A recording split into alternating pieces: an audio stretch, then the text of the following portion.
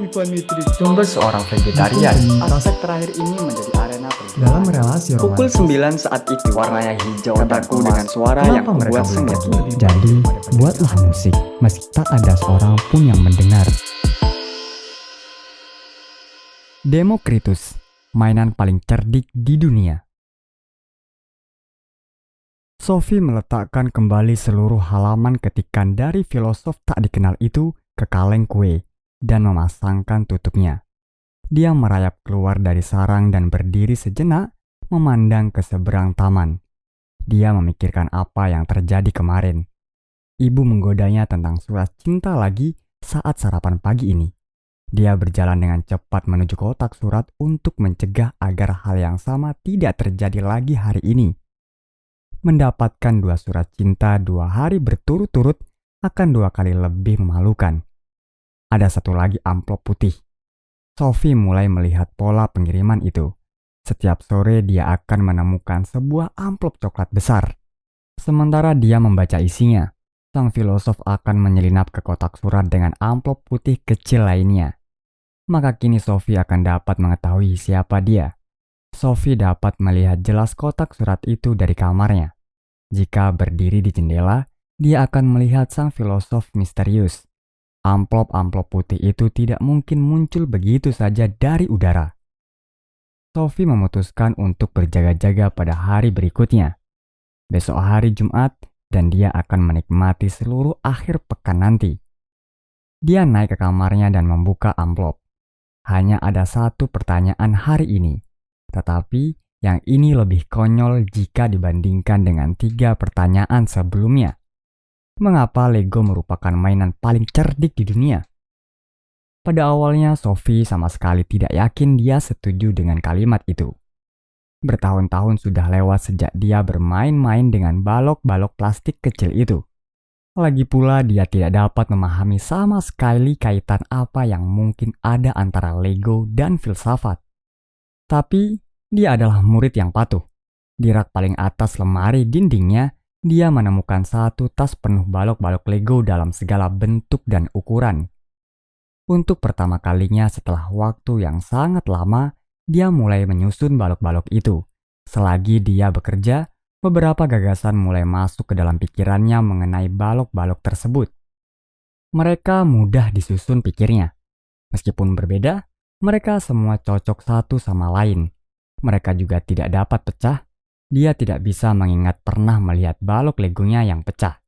Semua baloknya tampak sama cemerlang dan sama barunya seperti pada hari barang tersebut dibeli bertahun-tahun lalu. Yang paling hebat adalah bahwa dengan Lego, dia dapat membangun beraneka bentuk. Dan kemudian dia dapat memisahkan balok-balok itu dan menyusun sesuatu yang lain lagi. Apalagi yang dituntut orang dari sebuah mainan. Sophie memutuskan bahwa Lego memang dapat disebut mainan paling cerdik di dunia. Tapi, apa kaitannya itu dengan filsafat? Tidak terjangkau oleh pikirannya.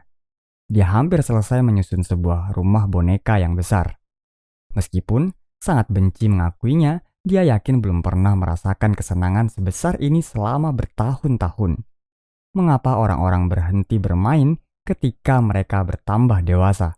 Ketika ibunya tiba di rumah dan melihat apa yang telah diperbuat Sophie, dia berkata tanpa berpikir, "Sungguh menyenangkan. Aku senang sekali kamu belum terlalu besar untuk bermain." "Aku tidak sedang bermain," Sophie menyahut dengan marah. "Aku sedang mengerjakan eksperimen filsafat yang sangat rumit." Ibunya mengeluh. Barangkali dia sedang memikirkan kelinci putih dan topi pesulap. Ketika Sophie tiba dari sekolah hari berikutnya, ada beberapa halaman lagi untuknya dalam sebuah amplop coklat besar. Dia membawanya naik ke kamarnya. Dia tidak sabar untuk membacanya, tapi pada saat yang sama, dia harus memusatkan pandangannya ke kotak surat. Teori atom. Ketemu lagi denganku, Sophie. Hari ini kamu akan mendengar filosof alam besar yang terakhir. Namanya adalah Demokritus. Kira-kira 460–370 sebelum Masehi.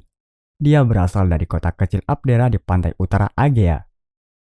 Jika kamu mampu menjawab pertanyaan mengenai balok-balok Lego tanpa kesulitan, mestinya kamu juga tidak akan menemukan kesulitan untuk memahami apa proyek filosof ini. Demokritus setuju dengan para pendahulunya bahwa perubahan-perubahan alam tidak mungkin disebabkan oleh kenyataan bahwa segala sesuatu sungguh-sungguh berubah. Oleh karena itu, dia beranggapan bahwa segala sesuatu dibuat dari balok-balok tak terlihat yang sangat kecil, yang masing-masing kekal dan abadi. Demokritus menamakan unit-unit terkecil ini atom. Kata atom berarti tak dapat dipotong. Bagi Demokritus adalah sangat penting untuk menekankan bahwa bagian-bagian pokok yang membentuk segala sesuatu tidak mungkin dibagi secara tak terhingga menjadi bagian-bagian yang lebih kecil lagi. Jika ini mungkin, mereka tidak dapat digunakan sebagai balok-balok pembentuk. Jika atom selamanya dapat dipecah menjadi bagian-bagian yang lebih kecil, alam akan hancur bagaikan sup yang kebanyakan air. Lagi pula, balok-balok alam itu pasti kekal, sebab tidak ada sesuatu yang muncul dari ketiadaan. Dalam hal ini, dia setuju dengan Parmenides dan orang-orang Elea. Juga, dia percaya bahwa semua atom itu keras dan padat. Namun, mereka tidak mungkin sama. Jika semua atom itu identik, masih belum bisa didapat penjelasan yang memuaskan tentang bagaimana atom-atom itu dapat menyatu untuk membentuk segala sesuatu, sejak dari bunga, mandat, dan pohon zaitun hingga kulit kambing dan rambut manusia. Demokritus percaya bahwa alam terdiri dari atom-atom yang jumlahnya tak terhingga dan beragam. Sebagian bulat dan mulus, yang lain tak beraturan dan bergerigi. Dan justru karena saling berbeda, mereka dapat menyatu menjadi berbagai bentuk yang berlainan. Namun, meskipun jumlah dan bentuk mereka mungkin tak terbatas, mereka semua kekal, abadi, dan tak terbagi. Jika sebuah benda, sebuah pohon atau seekor binatang misalnya, mati dan hancur, atom-atomnya terurai dan dapat digunakan lagi untuk membentuk benda-benda yang lain. Atom bergerak acak di angkasa, tapi karena mempunyai kait dan mata kait, mereka dapat menyatu untuk membentuk segala macam benda yang kita lihat di sekeliling kita. Maka kini, kamu tahu apa maksudku dengan balok-balok Lego. Mereka mempunyai sifat yang kira-kira sama seperti yang dinamakan atom oleh Demokritus. Dan itulah yang membuat mereka sangat gampang untuk disusun. Pertama dan terutama, mereka tidak dapat dibagi. Selanjutnya, mereka mempunyai bentuk dan ukuran yang berbeda-beda. Mereka padat dan kedap, mereka juga mempunyai kait dan mata kait, sehingga dapat disambung-sambungkan untuk menyusun bentuk apa saja.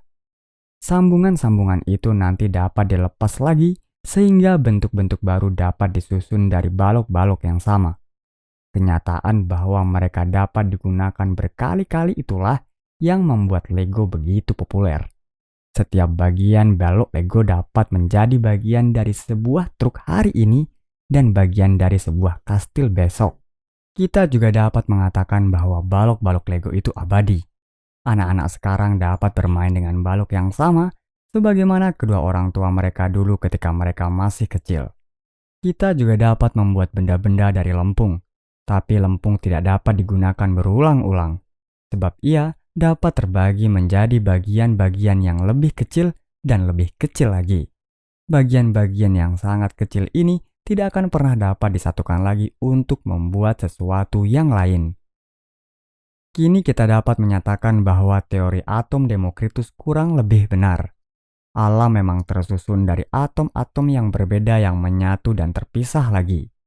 Sebuah atom hidrogen dalam sebuah sel di ujung hidungku dulu pernah menjadi bagian dari belalai seekor gajah. Sebuah atom karbon di otot jantungku pernah berada di ekor dinosaurus.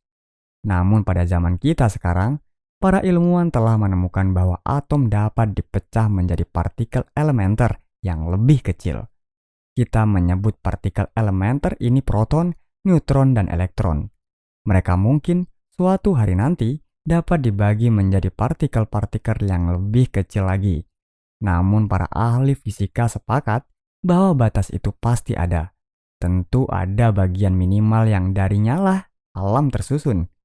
Demokritus tidak memiliki peralatan elektronik modern. Satu-satunya peralatan yang dimilikinya hanyalah otaknya. Namun penalaran membuatnya tidak mempunyai pilihan. Begitu diterima bahwa tidak ada sesuatu yang dapat berubah, bahwa tidak ada sesuatu yang dapat muncul dari ketiadaan, dan bahwa tidak ada sesuatu yang dapat hilang, maka kesimpulannya, alam pasti terdiri dari balok-balok sangat kecil yang dapat menyatu dan memisah lagi. Demokritus tidak percaya pada kekuatan atau jiwa yang dapat ikut campur dalam proses alam. Satu-satunya benda yang ada, dia yakin adalah atom dan ruang hampa. Karena dia tidak mempercayai apapun kecuali benda-benda material, kita menyebutnya seorang materialis. Menurut Demokritus, tidak ada desain yang disengaja dalam gerakan atom. Di alam, segala sesuatu terjadi secara mekanis saja. Ini tidak berarti bahwa segala sesuatu terjadi secara acak, atau segala sesuatu mau tak mau mematuhi hukum-hukum yang pasti. Segala sesuatu yang terjadi mempunyai penyebab ilmiah, yaitu penyebab yang menyatu dalam benda itu sendiri. Demokritus pernah mengatakan bahwa dia lebih suka menemukan penyebab alam yang baru daripada menjadi raja Persia. Teori atom juga menjelaskan persepsi indera kita. Menurut Demokritus, jika kita merasakan sesuatu, itu karena gerakan atom di angkasa. Ketika aku melihat bulan, itu karena atom-atom bulan menyusupi mataku. Tapi, lalu bagaimana dengan jiwa? Mestinya tidak mungkin ia terdiri dari atom, dari benda-benda material. Tentu saja mungkin. Demokritus yakin bahwa jiwa tersusun dari atom-atom jiwa yang halus dan bulat. Jika seorang manusia meninggal, atom-atom jiwa terbang ke segenap penjuru dan selanjutnya dapat menjadi bagian dari formasi jiwa yang baru. Ini berarti bahwa manusia tidak mempunyai jiwa kekal, suatu keyakinan lain yang banyak dipercaya orang sekarang ini. Mereka percaya, seperti Demokritus, bahwa jiwa ada hubungannya dengan otak, dan bahwa kita tidak mungkin memiliki bentuk kesadaran apapun begitu otak hancur. Teori atom Demokritus menandai berakhirnya filsafat alam Yunani untuk saat ini. Dia setuju dengan Heraklitus bahwa segala sesuatu di alam ini mengalir, sebab bentuk-bentuk itu datang dan pergi. Namun di balik segala sesuatu yang mengalir itu, ada beberapa benda yang kekal dan abadi yang tidak mengalir. Demokritus menyebutnya atom. Selama membaca, Sophie memandang keluar dari jendela beberapa kali untuk mengetahui apakah koresponden misteriusnya telah muncul di kotak surat. Kini, dia hanya duduk memandang ke jalan sambil memikirkan apa yang telah dibacanya. Dia merasa bahwa gagasan Demokritus itu sangat sederhana, namun sangat cerdik. Dia telah menemukan solusi nyata bagi masalah tentang bahan dasar dan perubahan. Masalah ini demikian rumitnya, sehingga para filosof telah dibuat pusing olehnya selama beberapa generasi. Dan pada akhirnya, Demokritus telah memecahkannya dengan menggunakan akal sehatnya sendiri. Mau tak mau Sophie tersenyum. Pasti benarlah bahwa alam itu tersusun dari bagian-bagian kecil yang tidak pernah berubah. Pada saat yang sama, Heraklitus benar sekali dengan beranggapan bahwa semua bentuk di alam ini mengalir. Karena setiap orang mati, binatang mati, bahkan jajaran gunung pun lambat laun hancur. Masalahnya adalah jajaran gunung itu terdiri dari bagian-bagian sangat kecil yang tak dapat dipecah dan tidak dapat hancur. Pada saat yang sama, Demokritus telah memunculkan beberapa pertanyaan baru. Misalnya, dia mengatakan bahwa segala sesuatu terjadi secara mekanis. Dia tidak mau menerima bahwa ada kekuatan spiritual dalam kehidupan, tidak seperti Empedokles dan Anaxagoras. Demokritus juga percaya bahwa manusia tidak mempunyai jiwa yang kekal. Mungkinkah Sophie yakin akan hal itu? Dia tidak tahu. Namun toh dia baru saja memulai pelajaran filsafatnya.